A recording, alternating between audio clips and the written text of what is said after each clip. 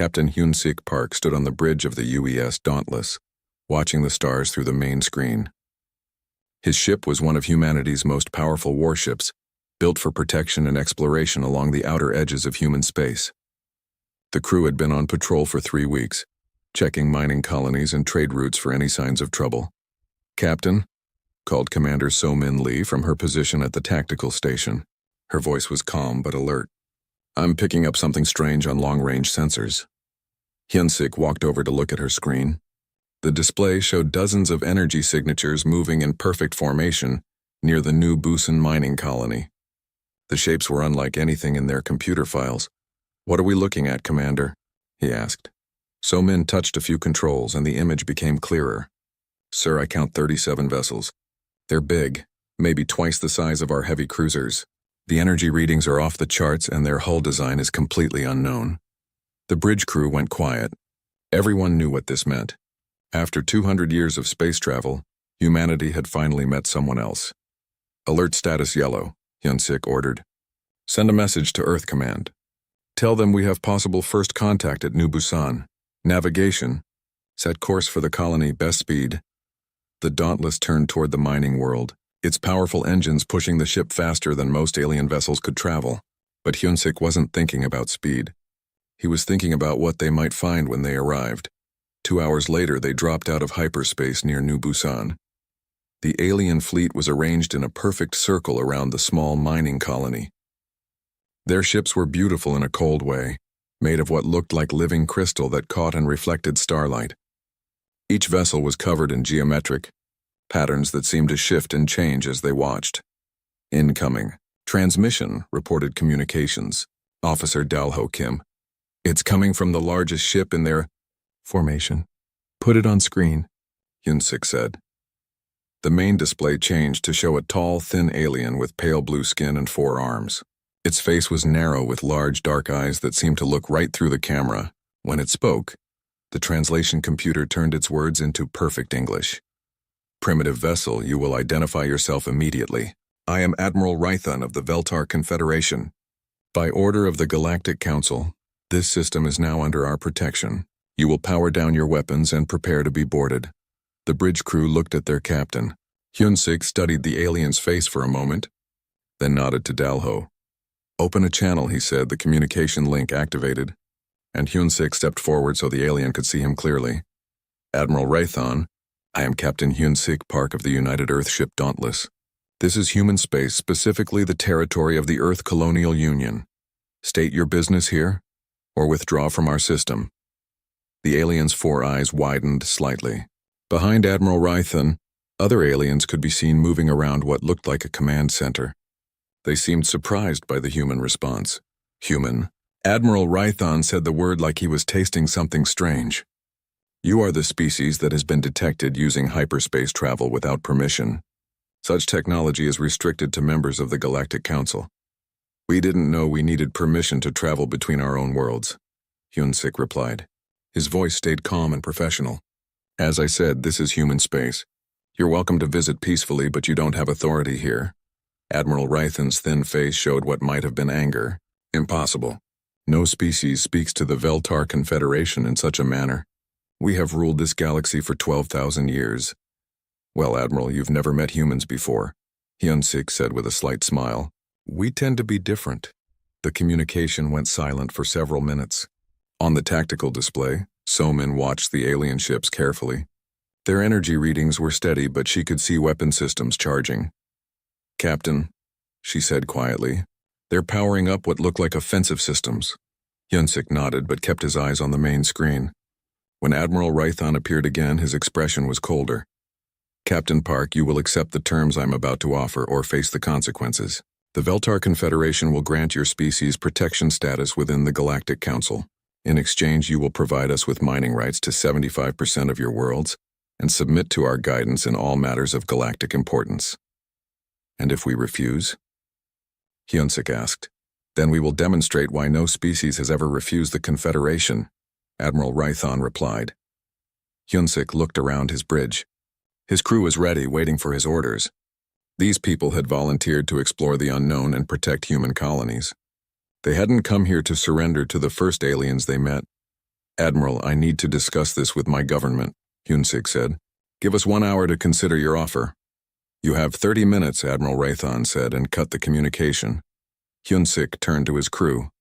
Options? Sir, So-min said, checking her displays. Their technology is advanced, but not as much as they want us to think. Our defensive systems can handle their weapons, at least for a while. And our own weapons. She paused. Let's just say they might be surprised. Chief Engineer Tae-ho Choi spoke up from his station. Captain, I've been scanning their ships. They're powerful, but they're designed for fighting enemies who use the same basic technology they do. Our systems work on completely different principles. What do you mean? Hyun-sik asked. They use directed energy weapons and particle beams, standard galactic technology, but we developed our weapons to fight in our own solar system, where that kind of technology doesn't work well because of all the radiation and magnetic fields. Our gravitational pulse weapons and adaptive shielding are something they've probably never seen before. Hyun-sik considered this. Humanity had indeed developed differently from what appeared to be normal galactic civilization. Earth's solar system was chaotic and dangerous, filled with asteroid belts, radiation storms, and magnetic anomalies. Human technology had been designed to work in those conditions. Sir, Dalho reported, I'm getting a message from New Busan Colony. They're asking if they should evacuate. Tell them to go to emergency shelters but stay put. Hyun-sik replied. We're not abandoning them. The 30 minutes passed quickly. When Admiral Raython appeared on screen again, his expression was impatient. Have you reached a decision, Captain Park? Hyun-sik stood straight and looked directly at the alien commander. Yes, Admiral. We decline your offer. Humans don't kneel to anyone, even aliens with bigger ships. For a moment, Admiral Raython looked genuinely shocked. Then his face turned cold and angry. Then you have chosen death, primitive. The Veltar Confederation will demonstrate why we rule the galaxy. The communication cut off, and immediately the alien ships began moving into attack formation. On the tactical display, So-min watched energy levels spike across their entire fleet. All hands battle stations, Hyun-sik announced throughout the ship. This is not a drill. Prepare for combat. Red lights flashed across the bridge as the crew prepared for humanity's first space battle with an alien species. Outside, 37 crystal ships moved to surround the single human vessel. Admiral Raython was about to learn that humans had spent 2 centuries preparing for exactly this moment, even if they hadn't known who they might have to fight. The galaxy was about to discover that Earth's children were not easy prey. The first alien weapon fired at the Dauntless looked like a beam of pure starlight. It struck the human ship's shields and spread across them like water hitting glass. The energy dissipated harmlessly into space. Admiral Raython stared at his tactical display in confusion. The readings showed that his ships had fired enough energy to destroy a moon, but the human vessel appeared completely undamaged. Fire again, he ordered. All ships concentrated barrage. 37 Veltar ships opened fire simultaneously. The space around the Dauntless filled with brilliant energy beams and particle streams. The human ship disappeared inside a ball of destructive light that would have vaporized any known vessel. When the energy faded, the Dauntless emerged without a scratch. Captain Hyun-sik opened a communication channel to the alien fleet. Admiral Raython, your demonstration is noted. We're still here. Now please withdraw from human space or we'll be forced to respond. On his bridge, Admiral Raython felt something he hadn't experienced in centuries. Uncertainty. His weapons officer, a nervous Veltar named Sub-Commander Kelvan, was running diagnostics on all their systems. Sir, Kelvan reported, our weapons are functioning perfectly. The energy output was exactly as calculated, but their shields absorbed everything without any sign of stress. How is that possible? Admiral Raython demanded. I don't know, sir. Their shielding technology is unlike anything in our databases. It appears to convert incoming energy into some kind of field distortion that spreads the impact across multiple dimensional layers. Admiral Raython didn't understand half of what his weapons officer had said, but he understood enough. These humans had defenses that his fleet couldn't penetrate. That was impossible. The Veltar Confederation had the most advanced military technology in the galaxy. Open a channel to their ship, he ordered. When Captain Park appeared on screen, he looked calm and professional. Behind him, his bridge crew was working quietly at their stations, showing no signs of stress or fear. Admiral, Hyun-sik said, I believe we should talk. Indeed, Admiral Raython replied. He was an experienced commander who knew when tactics needed to change. I propose a meeting between our diplomatic representatives. Agreed. We'll prepare a meeting room aboard the Dauntless. You may bring a small delegation. Within an hour, Admiral Rythan and 3 of his officers materialized in the Dauntless transporter room. They had expected to find a crude, primitive facility. Instead, they found a clean, well-designed space with technology that seemed to anticipate their needs. The environmental controls had automatically adjusted to provide the exact atmosphere mixture that Veltar required. A human woman in a formal uniform stepped forward to greet them. She was small compared to the tall aliens, but her bearing was confident and dignified. "Welcome aboard the Dauntless," she said. "I am Ambassador Jiwoo Kim, representing the Earth Colonial Union. Please follow me to our conference room." As they walked through the ship's corridors, the Veltar delegation noticed more impressive details. The walls displayed real-time translations of their conversation in perfect Veltar script.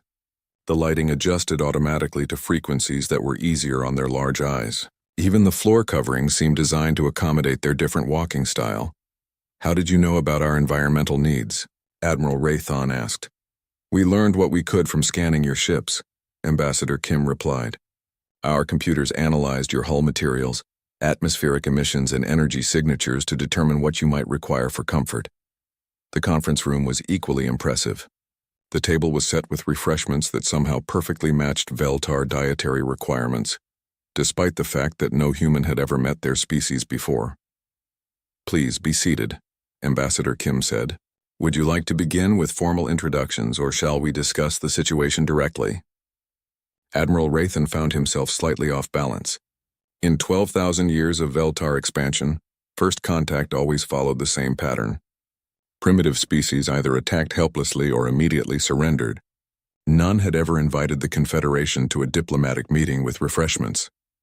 "Ambassador Kim," he began, "I believe there has been a misunderstanding.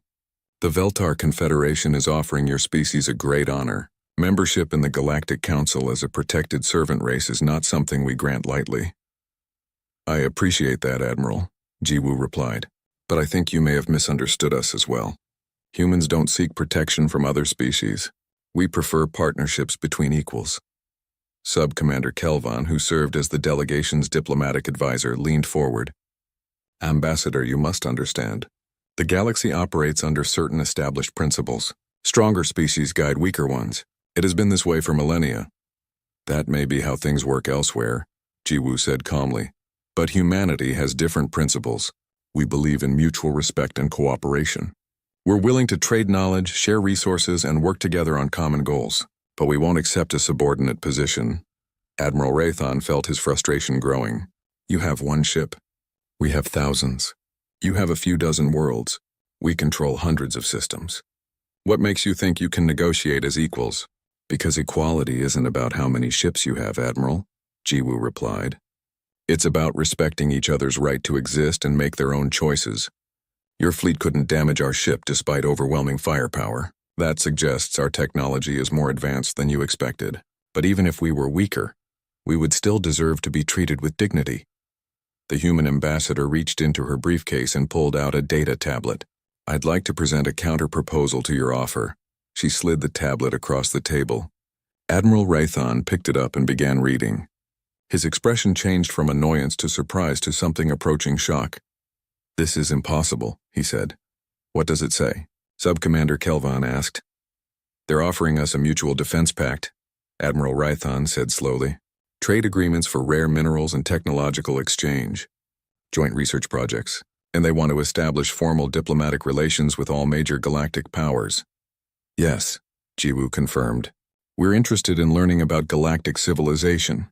We have technologies and perspectives that might be useful to other species, and we're always eager to make new friends." Admiral Rythan set down the tablet and stared at the human ambassador. "Ambassador Kim, no species has ever made such proposals to the Veltar Confederation. We are offered tribute, not partnership." "Then perhaps it's time for something new," Jiwoo said with a slight smile. "Humans have found that we accomplish more through cooperation than domination. Maybe the galaxy could benefit from that approach." The Veltar delegation spent the next 3 hours in detailed discussions with Ambassador Kim. They learned about human history, human technology and human philosophy. They discovered that this species had developed in isolation, creating solutions to problems that galactic civilization had never encountered. More disturbing to Admiral Raython was the growing realization that humans might actually be more advanced than the Confederation in several key areas. Their defensive technology was clearly superior. Their diplomatic approach was more sophisticated than anything he had encountered, and their scientific methods seemed to produce innovations at a remarkable rate. "Admiral," Jiwoo said as the meeting neared its end, "I hope you'll consider our proposal seriously. Humanity is interested in joining galactic civilization, but as partners, not servants. We have much to offer and much to learn." Admiral Raython stood to leave, his mind spinning with new concepts and possibilities. "Ambassador Kim, this has been educational. I will need to consult with my government before responding to your proposals." "Of course," Jiwoo replied. "Take all the time you need. We're not going anywhere." As the Veltar delegation transported back to their flagship, Admiral Raython found himself facing a problem he had never encountered before. For the first time in his long career, he had met a species that refused to be conquered and possessed the power to enforce that refusal. The question now was whether the Veltar Confederation was ready to accept partners instead of subjects, and whether the galaxy was ready for the changes that humanity might bring. Admiral Raython returned to his flagship with a head full of confusion and pride, wounded deeper than any battle scar. He called an immediate meeting with his senior staff to discuss what they had learned about the humans. "Sir," Subcommander Kelvon reported, "I've analyzed everything we observed aboard their vessel. Their technology is definitely more advanced than ours in several key areas. Their shielding system appears to be based on gravitational field manipulation, something our scientists have only theorized about. What about their weapons?" Admiral Raython asked. "Unknown, sir. They never powered up any offensive systems during our meeting, but given their defensive capabilities, we should assume they have weapons to match." Admiral Raython paced around his command center thinking. The Veltar Confederation had built its power on technological superiority and military strength, but these humans had defensive technology that made his fleet's weapons useless. Worse, they had treated him as an equal during negotiations, something that had never happened before. "Sir," another officer spoke up, "what are our orders from the Confederation Council?" Admiral Raython had received those orders an hour ago. They were simple and direct. Demonstrate Veltar power to the humans, force their submission, or destroy them entirely. The Council could not allow news of a species that could resist Confederation might to spread through the galaxy. "We have our orders," he said finally, "but we cannot attack their main ship directly. Our weapons appear to be ineffective against their defenses." "What about the mining colony?" Subcommander Kelvon suggested. "A limited strike against their civilian installation might convince them to be more reasonable." Admiral Raython considered this. The humans seemed to care about protecting their people. A surgical strike against non-essential targets at the colony might demonstrate Veltar power without causing too many casualties. "Prepare a bombardment of the mining facility," he ordered. "Target their shield generators and power plants. Make it clear that we could destroy everything if we chose to, but show restraint. We want them to surrender, not fight to the death." What Admiral Raython didn't know was that Chief Engineer Taeho Choi had been very busy during the 3-hour diplomatic meeting.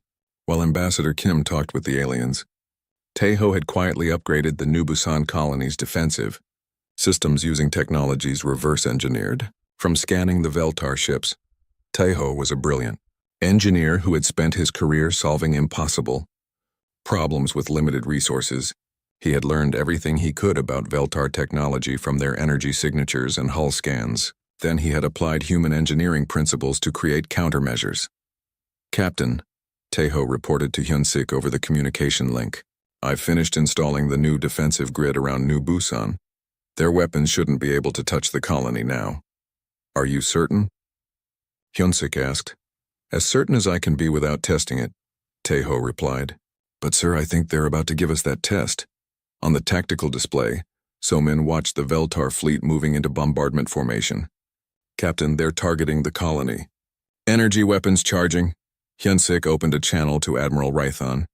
"Admiral, we detected your ships targeting our civilian installation. Stand down immediately." "Captain Park," Admiral Raython replied. Your people have 30 seconds to reconsider our generous offer. After that, we will demonstrate why the Veltar Confederation rules the galaxy." The communication cut off, and moments later, the alien fleet fired on New Busan colony. Brilliant energy beams lanced down toward the mining installation, carrying enough power to level mountains. The energy struck an invisible barrier around the colony and simply vanished. The beams spread harmlessly across adaptive shielding that analyzed and countered each attack in real time. When the bombardment ended, the colony was completely undamaged. Aboard the Veltar flagship, alarms were sounding. "Sir," Kelvan shouted, "our weapons had no effect." The colony absorbed our entire bombardment. Admiral Rython stared at his displays in disbelief. His fleet had just fired enough energy to destroy a small moon, and the human colony hadn't even flickered. Captain Hyun-sik's voice came over the communication system, calm and professional as always. "Admiral Rython, that was your demonstration. Now here's ours." The Dauntless, which had been holding position peacefully throughout the bombardment, suddenly came alive with energy. Weapon systems that the Veltar scanners couldn't identify powered up along the human ship's hull. "All Veltar vessels," Hyun-sik announced. "You have attacked a civilian target under our protection. We are now authorized to respond with appropriate force." The Dauntless fired a single shot from its main weapon array. The Veltar expected an energy beam or projectile. Instead, they watched in amazement as space itself seemed to ripple around 3 of their cruisers. Gravitational waves, carefully controlled and precisely targeted, struck the alien ships. The vessels weren't damaged, but they began spinning helplessly through space as their navigational systems failed, and their crews were thrown around inside. "What did they do to us?" Admiral Rython demanded. "Sir," his science officer reported, "they fired some kind of gravitational pulse weapon. It's disrupting our ship's equilibrium and navigation systems. The crews are experiencing severe disorientation, but there's no structural damage." Captain Hyun-sik's voice came over the communication again. "Admiral, your crews are unharmed, as you can verify with your sensors. Collect your ships and withdraw from this system, or we'll demonstrate our less gentle options." Admiral Rython looked at his tactical display. 3 of his most powerful cruisers were tumbling through space like toys, their crews too disoriented to regain control. The human ship had disabled them without causing any permanent damage, using technology that his scientists couldn't even understand. "Sir," Sub-Commander Kelvan said quietly, "recommend we withdraw. If they can do this to 3 ships simultaneously, they can probably disable our entire fleet. But we have 37 ships," Admiral Rython protested. "How can one vessel threaten our entire force?" "The same way one ship completely resisted our bombardment," Kelvan replied. "Sir, these humans have technology we don't understand. Their weapons work on principles our shields aren't designed to counter." Admiral Rython felt something he had never experienced in 2 centuries of military service: fear of a smaller force. But as he watched his disabled ship slowly regaining control with help from their escorts, he realized that Captain Park had given him a gift. The human could have destroyed those ships instead of just disabling them. "Signal the fleet," he ordered finally. "General withdrawal. All ships return to the rendezvous point." "Sir?" Kelvan asked. "What do we report to the Confederation Council?" Admiral Rython watched the human ship on his main screen. The Dauntless hadn't moved from its position, but every Veltar commander now knew that it could strike any of them at will. "We report that first contact with humanity requires a different approach," he said, "and that the galaxy has just become a much more complicated place." As the Veltar fleet withdrew from the New Busan system, news of their retreat began spreading through galactic communication networks. For the first time in 12,000 years, the mighty Veltar Confederation had been forced to withdraw by a single ship from an unknown species. Captain Hyun-sik watched the alien fleet disappear into hyperspace, then turned to his crew. "Well done, everyone, but I have a feeling this is just the beginning." He was right. Across the galaxy, other species were already analyzing reports of the encounter. The balance of power that had remained stable for millennia was about to change forever. News of the Veltar Confederation's retreat spread through the galaxy faster than any ship could travel. Within days, every major power knew that an unknown species had forced Admiral Rython's fleet to withdraw from a single system. For civilizations that had lived under Veltar dominance for thousands of years, the news was almost impossible to believe. Dr. Young-A Han, the Dauntless's chief xenobiologist, found herself busier than she had ever been in her career. Her small laboratory had become the most important diplomatic facility in human space as alien. Delegation after alien delegation requested meetings with the species that had humbled the Confederation. The first to arrive was Ambassador Velnara of the Kalani Republic, a proud species of blue-skinned humanoids who had maintained their independence through careful diplomacy and strategic alliances. The Kalani had never directly challenged the Veltar, but they had also never submitted to full Confederation rule. Dr. Han, Ambassador Velnara said as they met in the Dauntless's newly expanded diplomatic quarters, "My government requires detailed sensor logs of your encounter with Admiral Rythan's fleet. We must verify these reports before we can proceed with formal contact." Young-Yi smiled politely. She had expected this request from every delegation. "Of course, Ambassador. We've prepared complete tactical recordings for review by any interested parties." The Kalani ambassador spent several hours analyzing the data with her technical staff. When she emerged from the review session, her expression had changed from skepticism to amazement. "This is remarkable," Velnara said. "Your defensive systems absorbed energy levels that should have destroyed any known vessel.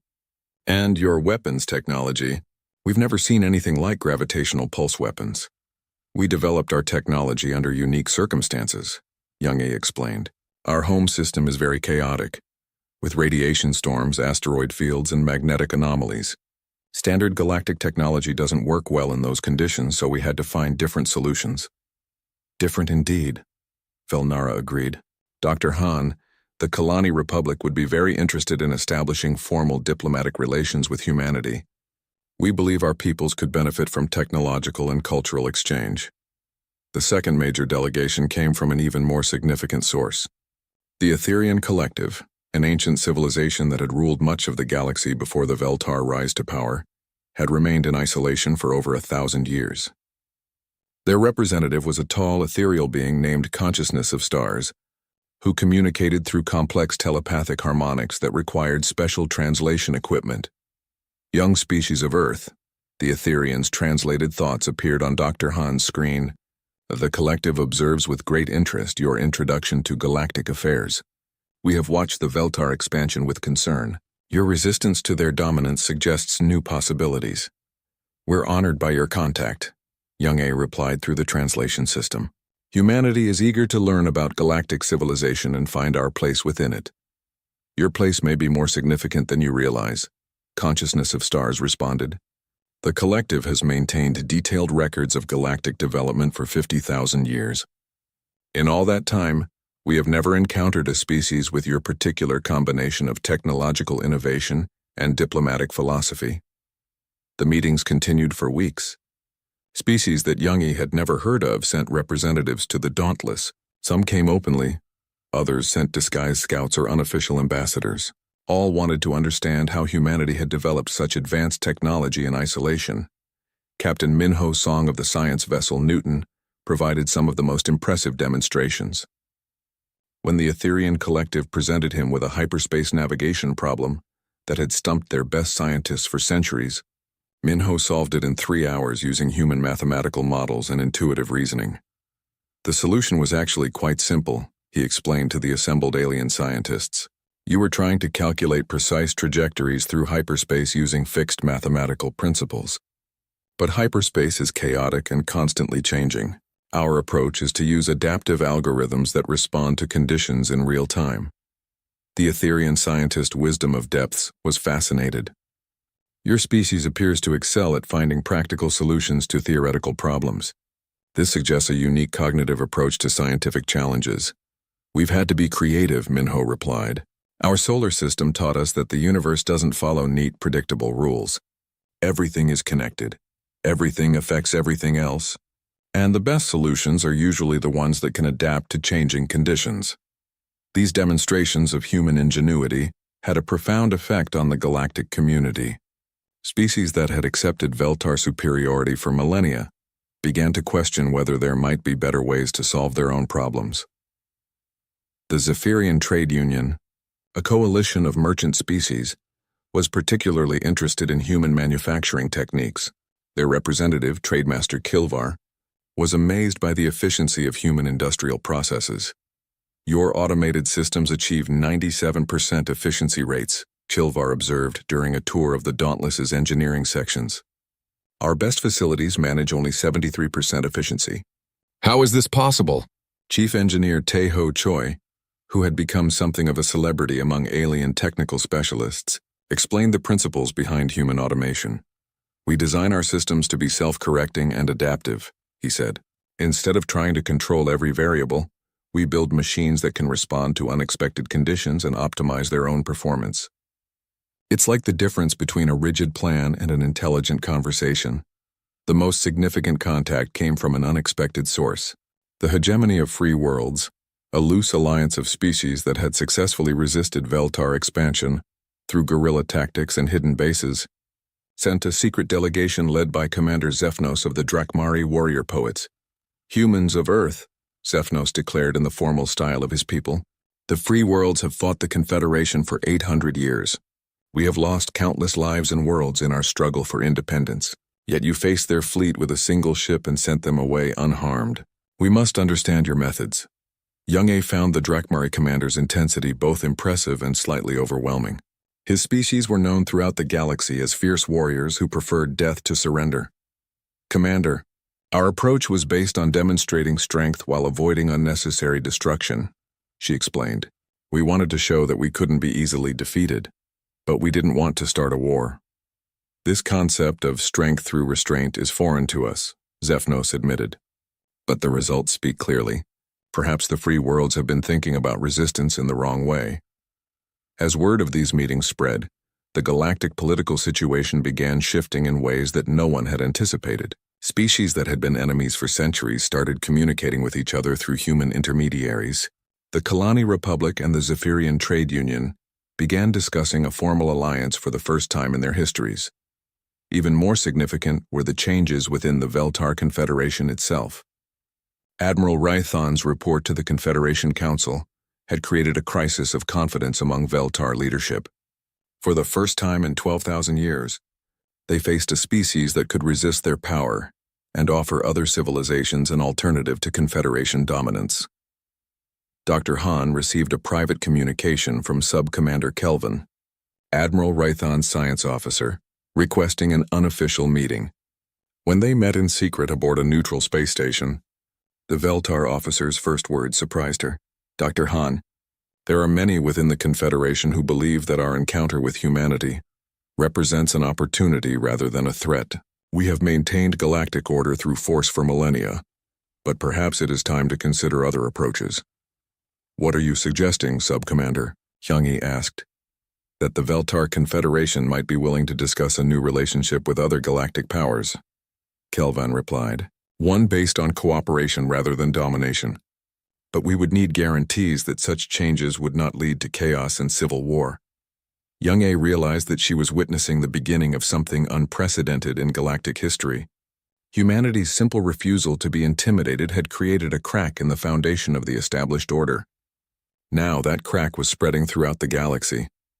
The question was whether the changes would lead to a better future for all species, or whether the collapse of the old system would bring chaos and conflict on a scale never before seen.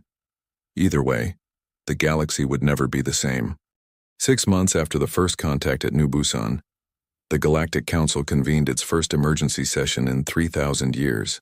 Representatives from every major civilization gathered at the ancient station of Nexus Prime, a massive structure built at the center of the galaxy where space-time itself was most stable. Fleet Admiral Si Jin Kang represented humanity at the council table, wearing the dark blue uniform of the rapidly expanding Earth Colonial Defense Force. She was flanked by Ambassador Jiwoo Kim and Dr. Young-A Han, but the weight of speaking for her entire species rested on her shoulders.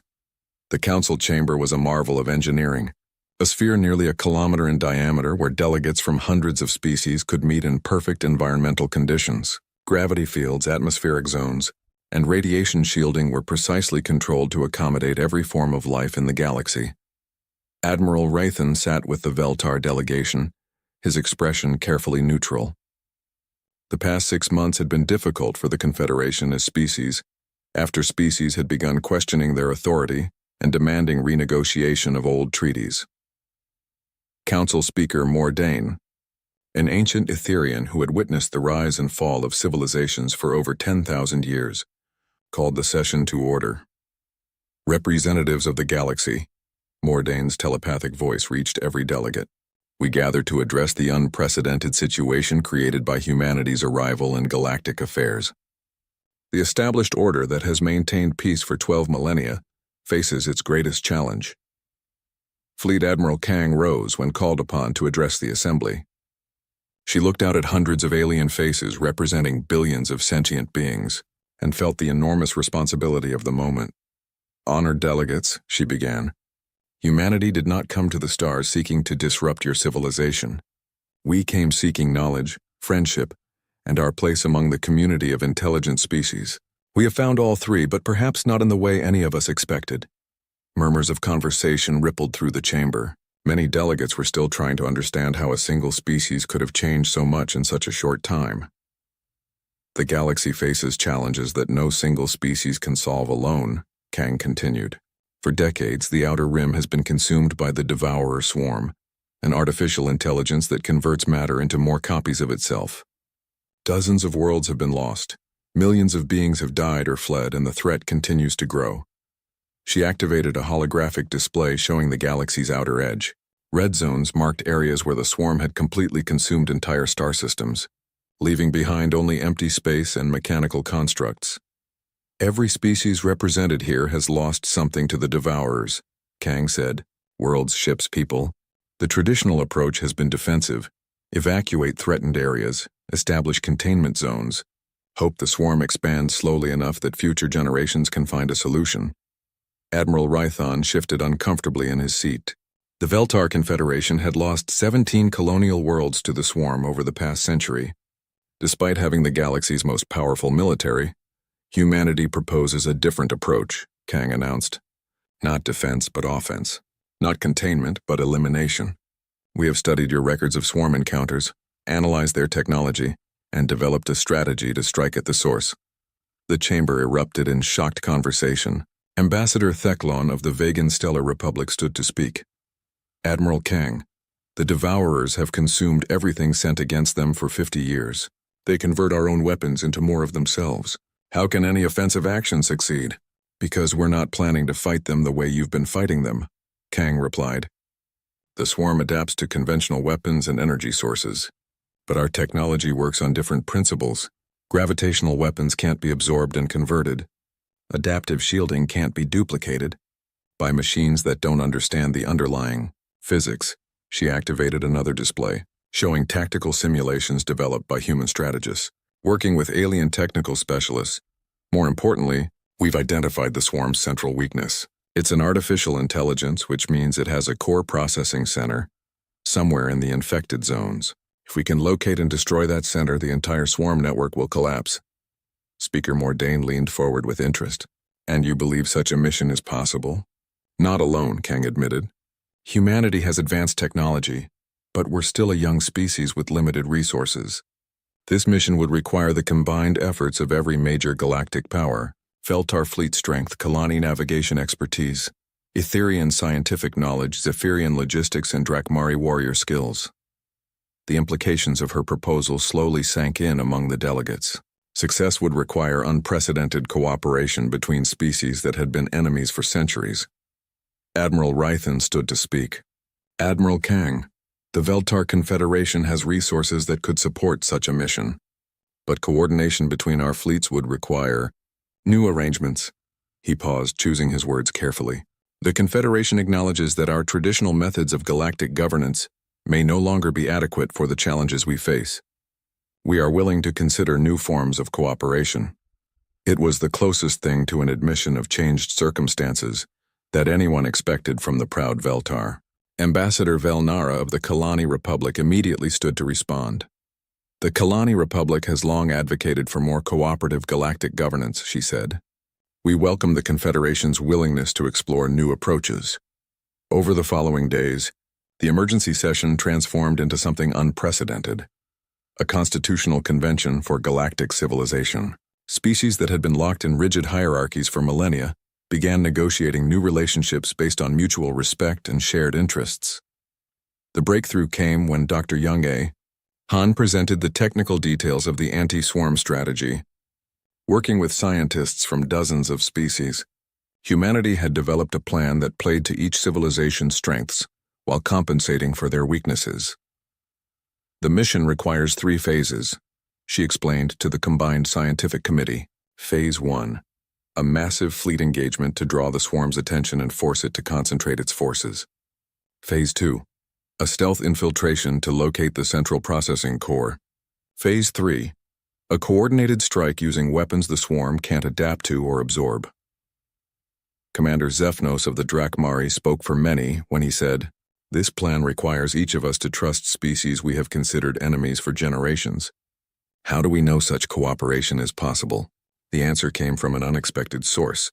Captain Min Ho Song, whose scientific vessel had spent months working with mixed crews from multiple species, presented data on joint operations that had already been taking place. "We've been running integration exercises for 5 months, he reported. Human ships with Kalani navigators, Veltar vessels with Etherian science officers, Zephyrian supply ships protected by Drakmari fighters. Not only is cooperation possible, it's more effective than any of us working alone." The final vote was closer than many had hoped, but clear enough to provide a mandate. The new galactic cooperative would replace the old council system, with humanity holding a permanent seat alongside the other major powers. More importantly, the combined fleet that would assault the Devourer swarm would serve as a model for future cooperation. Fleet Admiral Kang stood on the observation deck of the Dauntless, now flagship of the largest military force ever assembled in galactic history. Hundreds of ships from dozens of species surrounded the human vessel, their crews working together with the efficiency that would have been impossible under the old system. Captain Hyun-Sik Park joined her at the viewport. "Admiral, the fleet reports ready for jump to the swarm zone. All ships show green status. Then let's go remind the galaxy what we can accomplish when we work together," Kang replied. As the massive fleet jumped into hyperspace toward humanity's first gift to galactic civilization, not conquest or submission, but hope, observers throughout the galaxy watched and waited. The old order was ending, and no one knew exactly what would replace it. But for the first time in millennia, most species believed the future might be better than the past. And that belief, more than any weapon or technology, was humanity's greatest contribution to the stars. The galaxy had found its voice again, and it was speaking with hope.